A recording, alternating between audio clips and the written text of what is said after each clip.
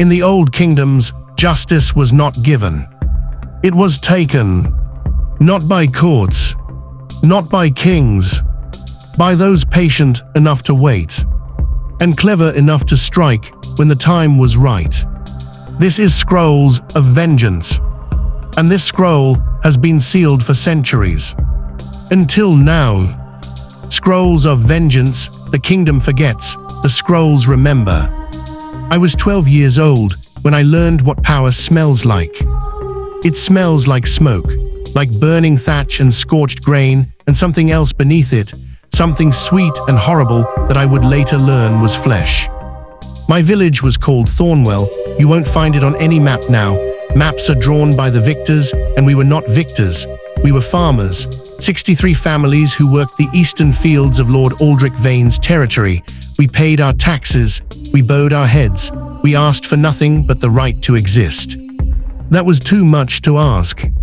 Lord Vane needed gold, his gambling debts had mounted, his wife demanded silks from the southern kingdoms, his sons needed warhorses and armor for tournaments they would never win, and somewhere in his ledgers, someone calculated that our village sat on land worth more as hunting grounds than as farmland. We were inconvenient, so we were erased. They came at dawn, 20 soldiers on horseback. They didn't announce themselves, they didn't read charges, they simply began.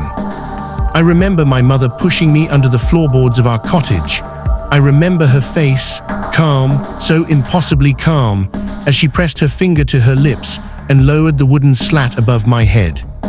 "Don't move," she whispered. "Don't make a sound. Whatever you hear, promise me." I promised. I kept that promise while they dragged her out, while they set fire to the roof above me, while the screams of everyone I'd ever known filled the air like birdsong in hell. I lay in the dirt beneath my burning home, and I breathed through a crack in the foundation, and I did not move. Not when the heat became unbearable, not when the smoke filled my lungs, not when silence finally fell and the only sound was the crackling of embers and the distant laughter of soldiers dividing plunder. I waited until nightfall. Then I crawled out from the ashes of everything I'd ever loved. The forest saved me. Not kindly, the forest doesn't understand kindness, but it understood survival, and so did I. For 3 years, I lived like an animal. I ate what I could find, roots, berries, rabbits caught in snares I learned to build from watching my father. I drank from streams. I slept in hollows beneath fallen trees, curled against the cold, dreaming of fire. Always fire. Lord Vane's face lived behind my eyes. I hadn't seen him that day. He didn't soil his hands with such work personally, but I knew his banner, the black wolf on the crimson field. The soldiers wore it on their chests as they burned my world. I promised myself I would see that banner fall. But promises mean nothing without power, and I had none. When I was 15, a traveling merchant found me stealing bread from his cart. I expected him to beat me, or call for guards, or leave me for dead. Instead, he looked at the scars on my arms, burns that had never fully healed, and asked a simple question. "Who did that to you?" I told him. His name was Osric. He was not a kind man, but he was a practical one. He saw something in my eyes, something sharp and patient that interested him.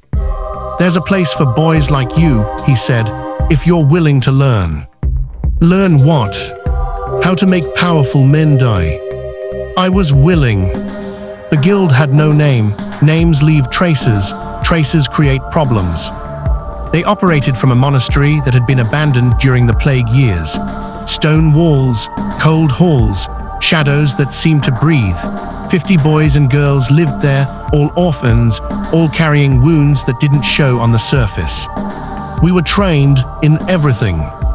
Combat, not the honorable kind with swords and shields, but the efficient kind. Knives in darkness, poison in wine, the precise location of arteries and the exact pressure needed to silence a scream before it begins. Languages, the speech of nobles and the dialects of servants. How to sound like you belong in a throne room or a kitchen with equal ease. Etiquette, which fork to use at a royal banquet. how to bow to a duke versus an earl, the invisible rules that separate those who belong from those who are immediately suspected. And patience. Above all, patience. Revenge is not a sprint, our master told us. It is a siege. You do not storm the walls, you wait, you watch, you let them forget you exist. And when they feel safe, when they believe their sins are buried, you remind them that the dead have long memories. I was an excellent student. Not because I was the strongest or the fastest. Others surpassed me in raw skill, but no one could match my patience. No one could sit as still for as long. No one could hold a grudge as tenderly as I held mine. Lord Aldric Vane slept peacefully in his castle every night. I intended to change that. But not yet, not until the moment was perfect. I was 23 years old when the king's previous executioner died. Food poisoning, they said, tragic accident, the fish was bad. I knew the fish was fine. I knew because I had spent 6 months becoming the executioner's assistant, learning his routines, earning his trust, and eventually preparing his final meal. I didn't enjoy killing him. He was not a bad man, but he stood between me and the king's inner circle, and I needed that access more than I needed a clean conscience. The king held trials for his replacement. Executioners were important. They represented royal justice, the final word of the crown. They needed skill, discretion, and the stomach for work that made most men vomit. I demonstrated all three. 12 candidates competed. I was the youngest by a decade. I was also the only one who could take a head off in a single clean stroke, blindfolded, based solely on the sound of the condemned man's breathing. The king was impressed. "Where did you learn such skill?" he asked, leaning forward on his throne. He was fat, bored, the kind of ruler who inherited power rather than earned it, but he controlled the kingdom, and that made him useful. "I was trained by monks, Your Majesty," I said, kneeling with perfect deference. They believed that discipline and precision were forms of prayer. He laughed, "Praying with an axe, I like that." I became the king's executioner that afternoon. The black hood became my face, the axe became my voice, and for 6 years I served the crown faithfully, removing heads, collecting secrets, and waiting. Always waiting. The position gave me everything I needed. Access to the castle, presence at court functions, the ear of nobles who spoke freely in front of the hooded figure they considered furniture rather than a person. I learned things. Lord Vane had prospered since burning my village. The hunting grounds he'd created were profitable. His sons had married well. His debts were paid. He attended court regularly, laughing too loudly at the king's jokes, drinking too deeply from the king's wine. He didn't recognize me. Why would he? I had been a child, a peasant, a number in a ledger, not a person worth remembering. He had burned dozens of villages over the years. Thornwell was just one more. But I remembered him. I remembered the black wolf on the crimson field. I remembered the laughter of his soldiers. I remembered my mother's voice saying, "Don't move," and the smell of her burning above my head. And I waited. 6 years is a long time to wait. There were moments when I could have acted. Late nights when Lord Vane stumbled drunk through empty corridors. Hunting trips where accidents happen so easily. Banquets where poison could be slipped into a goblet and blamed on rivals. But I didn't want an accident. I didn't want mystery or speculation or unsolved whispers. I wanted him to know. I wanted him to see my face, my real face, and understand exactly why he was dying. I wanted the last thing he ever felt to be the weight of his own sins crashing down upon him. Patience is not passive, it is the hardest form of action. Every night I sharpened my axe. Every morning I practiced my craft. Every day I watched and listened and added to the mountain of evidence I was building. Lord Vane was not merely a murderer, he was a traitor. His gambling debts had never truly disappeared. They had simply changed creditors. He owed money to the southern kingdoms, now enemies of the crown, and he was paying those debts with information. Troop movements, trade routes, the king's health, the succession plans. Lord Vane was selling his own kingdom, piece by piece, to pay for his silk curtains and his hunting dogs. I documented everything, letters intercepted, conversations overheard, witnesses cultivated, a case so airtight that even the king's laziness couldn't ignore it. When the time came, I didn't need to kill Lord Vane myself. I just needed to ensure he died correctly. The evidence reached the king through channels I had carefully prepared. Anonymous tips from servants, confiscated letters that appeared in the hands of loyal advisors, witnesses who suddenly remembered conversations they'd been bribed to forget. The case built itself. I simply provided the foundation. Lord Vane was arrested on a Tuesday morning. I watched from the shadows as guards dragged him from his bed, still wearing his night clothes, his face purple with outrage. "This is absurd," he screamed. "I am a lord of this realm. The king will hear of this." The king did hear. The king presided. The trial lasted 3 days. Evidence mounted. Witnesses testified. Lord Vane's sons abandoned him one by one, scrambling to distance themselves from the sinking ship. His wife fled to her family's estate, claiming she knew nothing. They were all very good at knowing nothing when it suited them. On the 3rd day, the verdict came. Guilty of treason, guilty of conspiracy, guilty of selling the kingdom's secrets to foreign enemies. The sentence was death, by royal execution. The king turned to me, his loyal executioner, his hooded instrument of justice, and nodded. "Tomorrow at dawn," he said, "make it clean." I bowed low. "It will be my honor, Your Majesty." I visited Lord Vane in his cell that night. The guards let me pass without question. The executioner always visited the condemned. It was tradition, a chance to make peace, to hear last words, to ensure the next morning proceeded smoothly. He sat in the corner of his cell, smaller than I remembered. Older, the arrogance had drained from his face, replaced by something that might have been fear. "Come to measure my neck," he spat. "Get it over with." I removed my hood. He didn't recognize me. Of course he didn't. Why would he remember one peasant boy from one burned village among so many? "My name is Corwin," I said, "son of Myra and Edric of Thornwell." He blinked, confusion, then something flickered, a distant memory trying to surface. "I was 12 years old when your soldiers came. I hid under the floorboards while my mother burned above me. I listened to my entire village die, and I promised myself that one day I would watch you pay for it." His face went pale. The memory found him now. Perhaps not Thornwell specifically, but the pattern, the villages, the burnings, the inconvenient people erased for profit. That was years ago," he stammered. "I was following orders. The debts, I had no choice." "There is always a choice." I stepped closer, close enough to see the sweat beading on his forehead, close enough to smell his fear. "I have waited 11 years for this moment.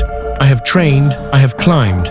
I have become the king's own hand of justice, not for power, not for glory, for this, for you, for the chance to look into your eyes and tell you exactly why tomorrow will be your last dawn." He began to cry, great heaving sobs that shook his entire body. "Please," he begged, "please, I'll give you anything. Gold, land, I have connections, I can make you powerful." "You already have," I said. I replaced my hood and walked away. His sobs echoed down the corridor behind me. I slept peacefully that night. The first peaceful sleep I'd had in 11 years. The execution was held in the castle courtyard. Half the kingdom came to watch, lords and ladies in fine clothes, peasants pressing against the barriers, children hoisted onto shoulders for a better view. They had come to see a traitor die. They didn't know they were also witnessing justice, real justice, for 63 families who had never received any. Lord Vane was brought out in chains. His fine clothes had been replaced with rough prisoner's garb. His hair was unwashed. His eyes were red from weeping. He scanned the crowd desperately, looking for allies, looking for rescue. There was none. He was made to kneel before the block. The charges were read aloud: treason, conspiracy, the sale of royal secrets. The crowd jeered and threw rotten vegetables. They didn't mention Thornwell. They didn't mention the burned villages or the murdered peasants or the lives erased for profit. But I knew, and he knew. That was enough. The king raised his hand. The crowd fell silent. "Let justice be done," he proclaimed. I stepped forward. My axe was freshly sharpened. My stance was perfect. Years of training focused into this single moment. Lord Vane looked up at me. Through the holes in my hood, our eyes met. "This is for Thornwell," I said, quietly, "just for him." His eyes widened, his mouth opened to respond. But he never got the chance. The axe fell. Clean. Perfect. Final. The crowd cheered. The body was removed. The blood was washed from the stones by servants who would never know what had really happened. I cleaned my axe, returned to my chambers, removed my hood. In the mirror, I saw a face I barely recognized. 23 years old, but ancient in the eyes, scarred by fire and time and patience. I had done what I set out to do. The man who burned my village was dead. The debt was paid. But the strange thing about revenge is this: it doesn't fill the hole. My mother was still gone. My father, my sisters, everyone I had ever loved remained ash scattered across fields that were now hunting grounds for nobles who would never know or care about the lives that had been lived there. Lord Vane's death didn't bring them back. Nothing could bring them back. But as I stood there, looking at my reflection, I realized something else. I had become something, not just an instrument of vengeance, but a skilled, powerful, positioned person in the world. I had access, I had training, I had the ear of kings. And there were other villages like Thornwell, other lords like Vane, other children hiding under floorboards, praying for someone to remember them. The kingdom forgets, but I remember. Perhaps that was my true purpose, not a single revenge, but many reckonings, not one scroll, but an entire chronicle. I placed my axe on its rack, I lit a candle, and I began to write. The names of those who deserved justice. The names of those who would deliver it. The names that would never be forgotten. The first scroll was complete, but the archive was just beginning. And so the scroll closes. But the archive is vast, and many reckonings remain untold. If this tale stirred something in you, a memory of your own patience, your own waiting, your own justice yet to come, leave your mark in the comments below. Tell me, what would you have done? Subscribe to the Chronicle. Ring the bell so you never miss a reckoning. The next scroll is already being prepared. Until then, may your patience outlast your enemies. The kingdom forgets. The scrolls remember.